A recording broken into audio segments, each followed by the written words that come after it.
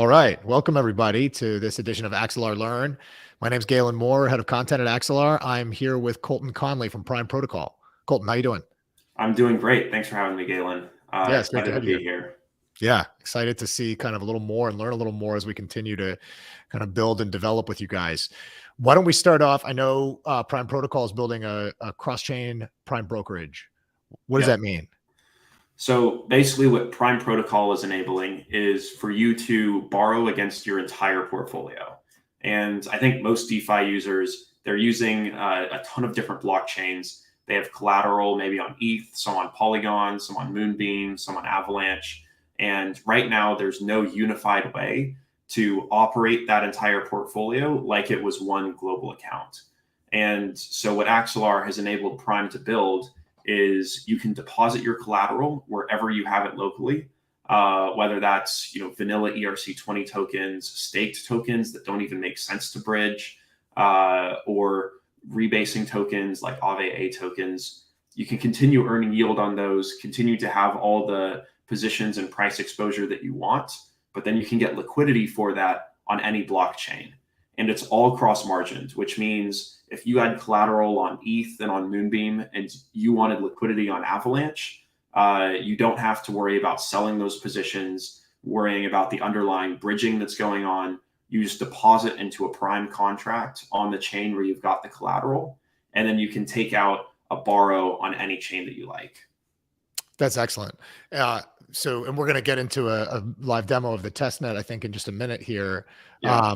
I guess, first of all, I want to say, if for those of you who are watching on YouTube, you can add your questions in the comments there. If you're watching on Twitter, head over to youtube.com/c/AxelarCore, and that's where you'll find this video streaming live. And if you add questions there, you can participate in the conversation. So I want to clarify something, Colton, real quick here. Everything that you just described in terms of borrowing against your whole portfolio, cross-chain, right? Any asset in, any asset out, that's all done over decentralized infrastructure? Yes, everything is fully on chain and decentralized. So like the way a transaction works is first you're going to interact with the smart contracts in the blockchain that you originate the transaction on. Then that transaction is going to send a message over Axelar to Moonbeam, which is our master chain. And Axelar is a fully decentralized protocol as well. And then it's going to kick off a transaction on the target chain that's then going to do any necessary liquidity calculations, update your account state, anything else that you need. All of that data is processed on chain and stored on chain as well. So even though we're going between multiple blockchains, it's still fully decentralized. And it's sort of like interacting with a single chain application that just exists in multiple places. That's the experience we're trying to create. So you're building on Moonbeam, correct? Yeah, that's correct. I mean, we're building on a lot of chains, but Moonbeam is especially important to our infrastructure because that's where we're basically aggregating all of your account state. Everything that you need, whether that's your collateral balances, loan balances, all of the pricing that we're doing, that all happens on Moonbeam. Moonbeam is a EVM chain built in the Polkadot ecosystem, and definitely one of the layer one partners of Axelar that really, I think, sees the cross-chain vision. So excited to see, cool stuff, more cool stuff happening in that ecosystem. And I think, excited to kind of get into a little bit of demo and see what you're building there. I feel like Prime is one of the projects that has been working really fast. And, I think at Axelar, it feels like it's very early days. Yeah. We have a lot of capabilities in terms of, composing cross-chain functions that I think a lot of, application developers have only really started to get their heads around. So excited to be here with you guys as one of the projects that's really, pushing the forward edge of that and creating sophisticated capabilities that are truly like natively multi-chain. That's really exciting. Yeah, absolutely. I think, there's going to be a big step up from previously applications like Axelar were really just being used for bridging, moving an asset from one chain to another, which is, I think, a very basic use of the full potential of having like a Turing complete generic message passer, where if you can send arbitrary data between one chain and another, which is what Axelar enables, you can do much more complicated things and add a lot more utility to your applications as a result. As you described, like a lot of the logic in your application is on Moonbeam. That's really the best execution or development environment. You're choosing those things based on technical requirements that you have in your use case. But then you have the ability to interact with assets on any blockchain because you're passing messages securely, relaying data about state from chain to chain. That's part of general message passing, which is a function that that Axelar enables. I think as you described, a lot of people are still thinking, okay, I build something on one chain, and if people from another chain want to come in or out, there's a bridging thing that needs to happen. Certainly I think that's still part of the picture going forward. Yeah. But we started to see applications like Prime, building experiences that are much more seamless and don't involve the kind of, okay, go off to this bridge this asset, come back. Doing that over. Also, I think that just doesn't satisfy every use case either. Yeah. Right. Because, like I had mentioned earlier, there may be some assets that just don't make sense to bridge. Right.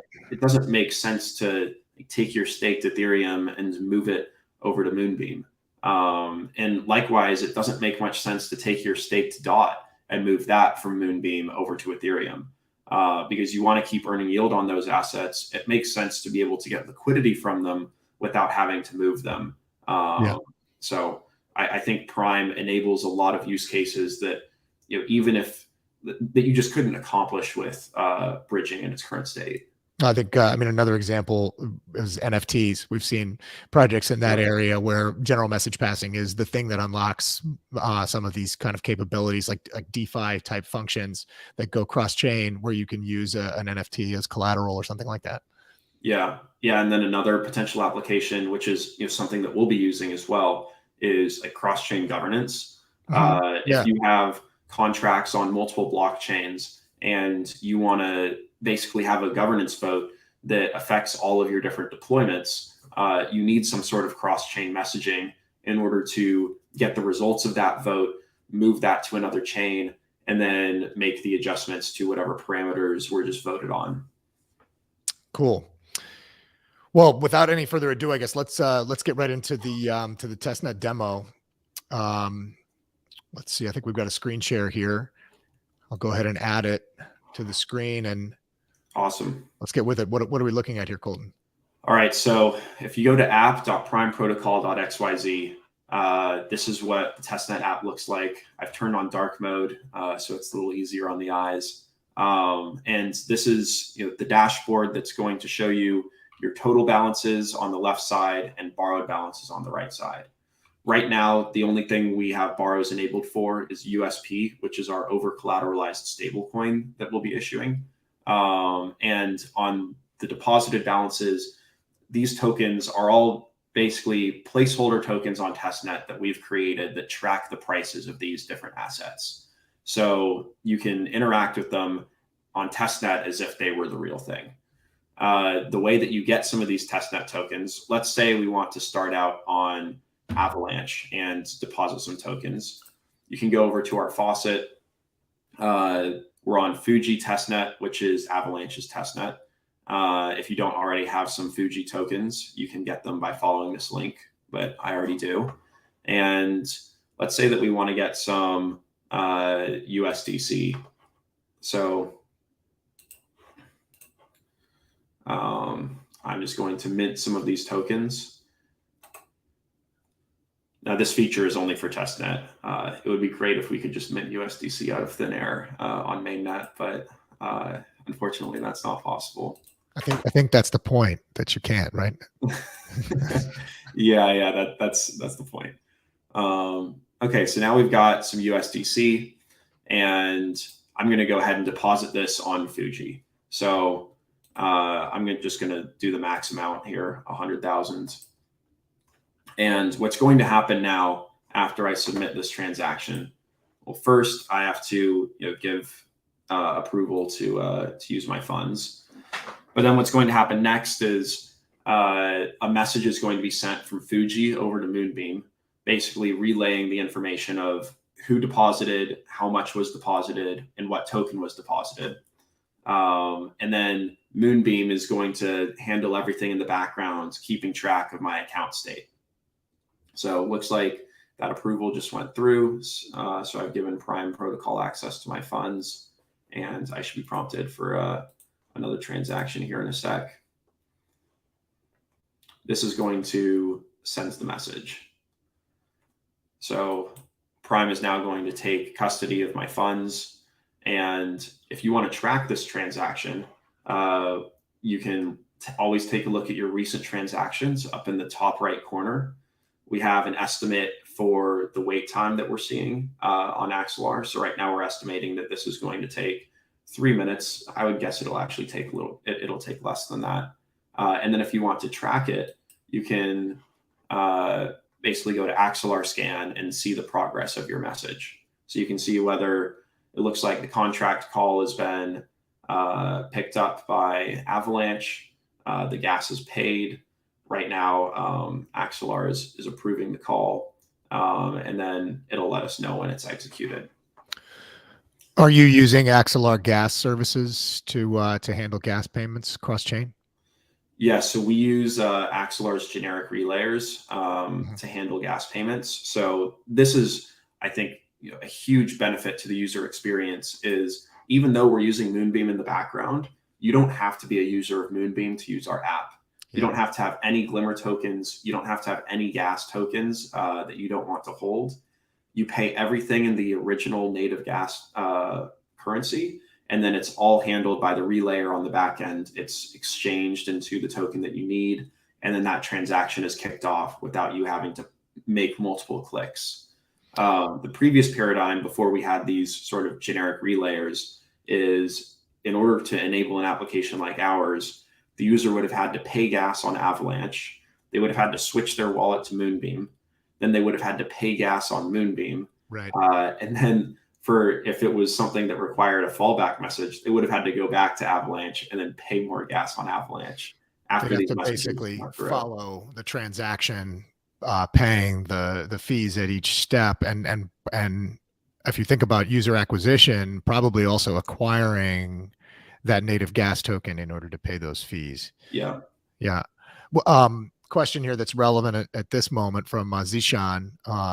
So what are the fees that Prime Protocol? I mean, obviously there are fees for logic on Moonbeam, fees for what's happening on Avalanche, whatever might be happening there. But what about in between? What kind of fees is Prime charging for this kind of transaction? So Prime doesn't charge any fees of our own. The only fees that you're paying are the gas fees to put the transaction through on the source chain, the gas fees for the target chain. Moonbeam fees are super low, so you won't even notice that. And whatever fee we need for the Axelar relayer. In this case, you might notice when you submit the transaction that the gas fee looks a little high. But what Axelar will do is it's basically overestimating just to make sure that your transaction doesn't fail. And then it's going to refund you. So that's what just happens when this deposit went through, is any excess gas that wasn't used was refunded.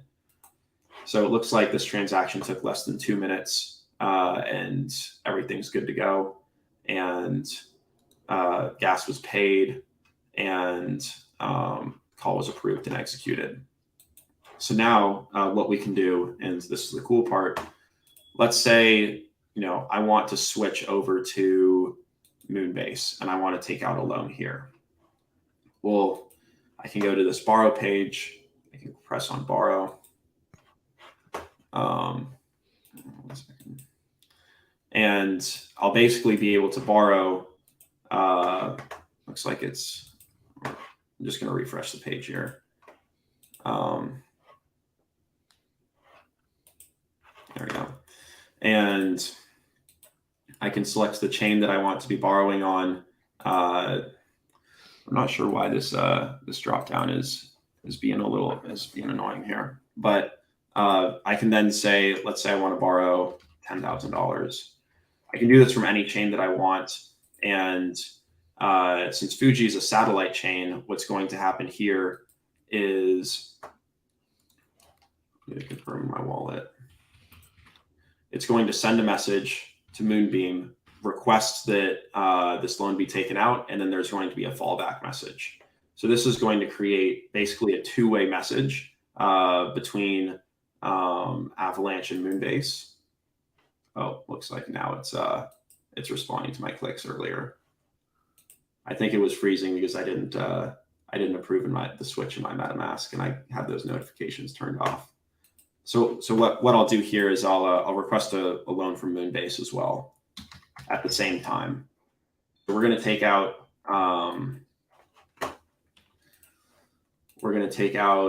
a loan for 10,000 on Avalanche, and we're going to take out a loan for 10,000 on Moonbase.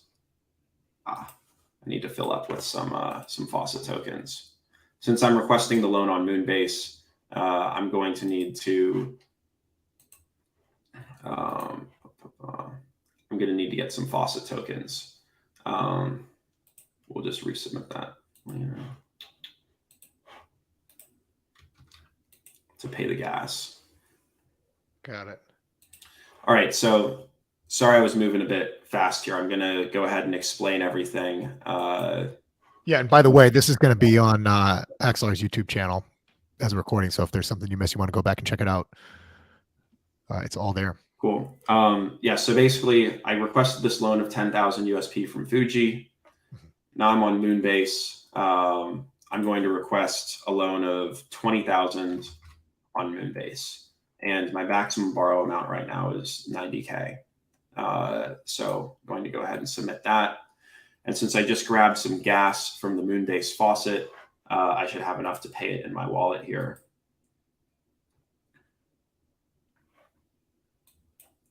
There we go. Yeah, and now I can see the estimated transaction time for this loan that I requested from Fuji is probably going to be about 5 minutes. And that's because we have a two-way message call that's happening. Like I mentioned earlier, we have to get approval from Moonbase before we distribute the funds. The loan on Moonbase, I would expect to go through a little bit quicker because we don't have to go over Axelar for that one, because we already stored the state on Moonbase from our earlier deposit on Fuji. So we'll just wait for these to go through. I think block time is on Moonbase testnet about 15 seconds right now. Yeah, I think we do about 20 seconds on Axelar network. Somebody's asking, kind of finality question. Yeah. Transactions delayed up to 5 minutes. I think the answer to that is it depends on the source or destination chain. Yeah. Yeah. And if you're, for example, doing something on Ethereum, you're going to be subject to some of those long wait times. Yeah. So it's basically it's mostly dependent on finality of the chain that you originate the transaction on. Right. So this is going to be the same anytime you use a bridge or any cross-chain message passer. The biggest factor is going to be finality of the source chain. So finality of a chain like Avalanche is pretty quick because it's instant finality after the block gets mined in, and the block time for Avalanche on mainnet is something like 3 seconds or so. If you don't fund enough gas, your transaction might not get picked up, but that's just like any DeFi application. Right. On Moonbase, right. That's why you sometimes see higher fees than you expect because Axelar is overestimating the amount of gas that will be required. Right. On Moonbeam right now, testnet block time is a little bit longer than mainnet block time, but it's finality after a block. So right now on mainnet, you're looking at finality of about 12 seconds, and that's going to go down to 6 seconds after they upgrade. Cool. Polkadot just went through some upgrades to make that faster. If you're using something like Polygon or Ethereum, there's really nothing we can do about that because we don't want to get hit with a reorg where basically right. Somebody doing MEV can come in and reorganize the order of the blocks, which could cause some transactions to not go through as expected. And since you're doing cross-chain message passing, you have to wait until everything's finalized. So for those, it's going to take more like 15 minutes.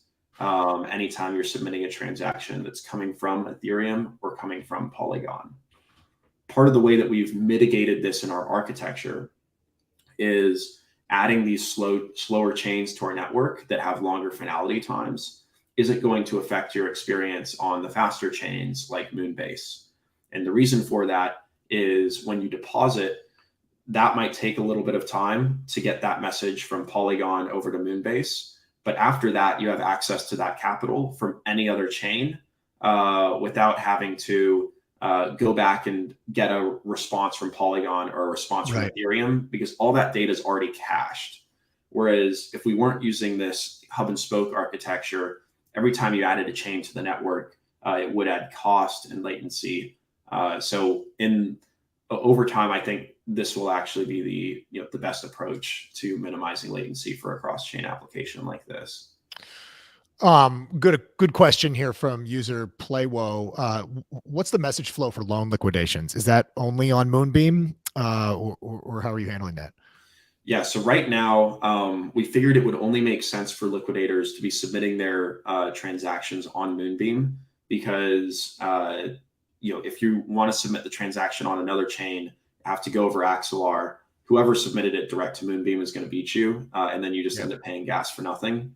So right now, all of the liquidations are going to be done on Moonbeam. You pay the USP on Moonbeam, and then you receive the collateral on the chain where it was locked.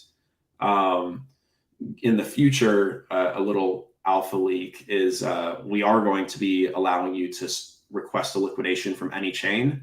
And there are some new features that we haven't announced yet that will be allowing you to potentially borrow more assets, and that might require liquidations on other chains. But for now, the app that you see, all the liquidations would go through Moonbeam first, and then you're delivered collateral on the chain where it was originally locked. Lots of questions about roadmap, actually. So maybe it's a good time to kind of get into some of the basics there. Can you provide some timeline info on mainnet release and also the chains that you plan to connect? Yeah, so we still have a lot more chains that we're going to announce and add to our testnet in the near future. So stay tuned to those. I don't want to spoil the surprise for which ones they're going to be. I will say we're starting out with EVM chains. Those are the easiest to scale to. It's the easiest to make a new Prime deployment or Axelar deployment to. Yeah. We do plan to support non-EVM chains in the future, but that's going to be after our mainnet launch. With mainnet, we're just going to be launching with the EVMs. In terms of our roadmap, right now we're going through our second contract audit. With cross-chain, it's really important that you prioritize security. And so we're taking a lot of care to make sure that there's not going to be any contract issues and everything's going to be 100% secure once we let people put real money in here. We're actually currently working with some of the same auditors who did Axelar and came highly recommended by the Axelar team. So mainnet launch, I would expect is going to happen in 2023. I don't want to give an exact date, but we're moving as fast as we can, making sure that everything's secured and tied up and that everything is in place. In terms of new features that are coming out, I would definitely stay tuned. I think within the next month, we'll be announcing some pretty exciting features that are going to not only expand the potential universe of what you'll be able to borrow on Prime, but also offer more ways for you to earn yield on your deposits. So there's a lot of new exciting developments coming, and the team is working really hard behind the scenes to bring them to fruition. Very cool. No, and I hear you on the EVM chains. I mean, I think we're in the same position. Axelar, and we were talking earlier about general message passing. That functionality is available for EVM chains now. Soon to be available, I think, to connect Cosmos chains as well, with that ability to pass arbitrary data. But I think so. It's always a progress, a procedure in terms of kind of how quickly can we add new functionalities that people want, and in addition, connect new chains in the process. Yeah. Yeah, for in sure. terms of competitors, or other examples of cross-chain borrow and lend? What's out there that you're aware of? What can people use as a reference point? Well, there are some other money markets. I know Axelar is working with some other projects that are doing different kinds of borrow and lend. I'd say what makes Prime different than other protocols is we're natively multi-chain, and we're going to be able to offer a wider variety of collateral. So, for example, right now you can deposit a WaveAx, which is an Aave A token. And yesterday we recently published on our Twitter a tutorial for how to use Aave's testnet, get the A tokens, and deposit here. This is going to be really hard to do if you didn't plan for multi-chain. Like if your protocol is basically a bridging tokens into your money market on some chain and then bridging them out when you're done with the borrow and lend activity, it's going to be really hard to take collateral like this that's rebasing that you're earning yield on from another protocol, because you have to lock that on the chain where it was created, and you have to account for that somehow, and you can't use a naive bridge. This will also allow us to take tokens like staked ETH and staked AVAX and staked DOT, like I had mentioned earlier, and allow people to continue to earn those staking rewards as they borrow on Prime. And I think that's something that's going to make this really unique, is we're able to handle any kind of asset like that because of the way that we planned out the architecture from the beginning to be natively multi-chain. So that's one huge differentiating factor I think that we have over a lot of our competitors who are looking at, is there a way to do a cross-chain money market? And I think a lot of them have, because they already had a money market that was working on a chain, are just trying to use bridges to sort of smooth out the user experience. But there are going to be some problems that they run into later on down the line that if you didn't build for multi-chain from the start, are going to be hard to tackle. The other thing that those finality issues we were talking about earlier are like problem number one, perhaps, where you're just building cross-chain natively is different. And I think, you can see examples of projects like DYDX, for example, that, they're thinking about going cross-chain, or they're going to do that from the ground up. I think, in the case where you're trying to bolt it onto something that already exists, I think you're probably right, Colton. It's a challenging thing to try to do. Yeah. And then the other thing that I'm really excited about is our over collateralized stablecoin. I think it's going to be pretty unique. Like if we go to like our bridge page here, you'll be able to bridge native USP between any chains in our network. So like I took out this loan for 20,000 USP on Moonbase, and now I want to bridge it to Phantom. When I bridge this token, I'm going to get a native representation of USP on Phantom. I think a big problem that a lot of these like over collateralized stablecoins have is they don't have a canonical representation on each chain. There are some exceptions to that. I think Frax has done a good job of not having fragmented liquidity. But these, I think being able to have something that's interoperable where it's worth $1 on Phantom, it's worth $1 on Moonbeam, it's going to be worth $1 on Avalanche. That's going to be important.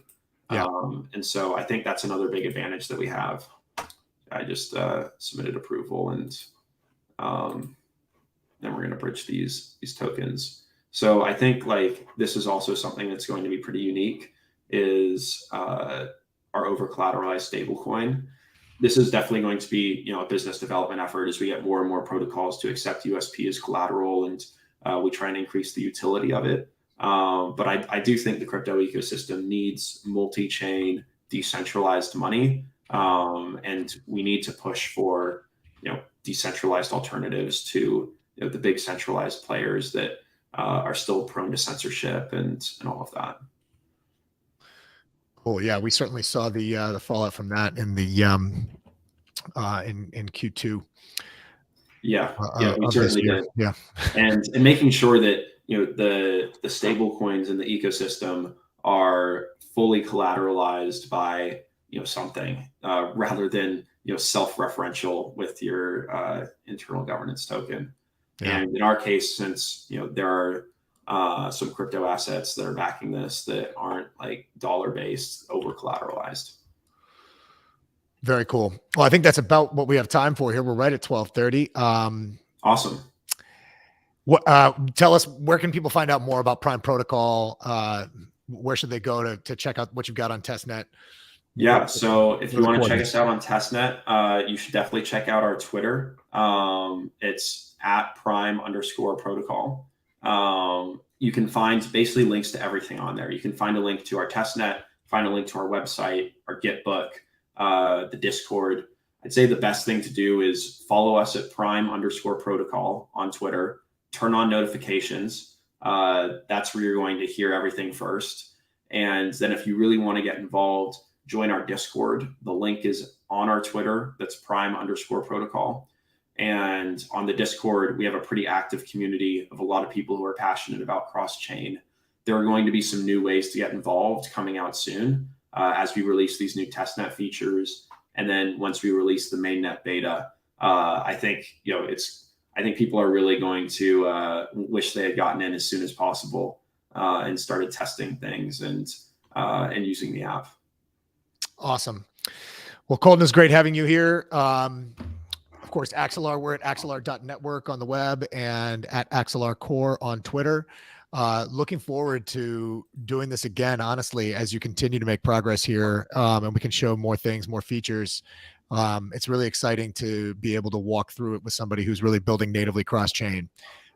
So thanks again for joining us. Thanks to everybody who came and asked great questions, by the way. This was awesome. And as I mentioned before, you'll be able to find this one on youtube.com/c/Axelar Core. This recording will be there if anybody wants to go back and check it out again. Colton, thanks again. Really great having you. Thank you. Appreciate it. See you, everybody. Cheers.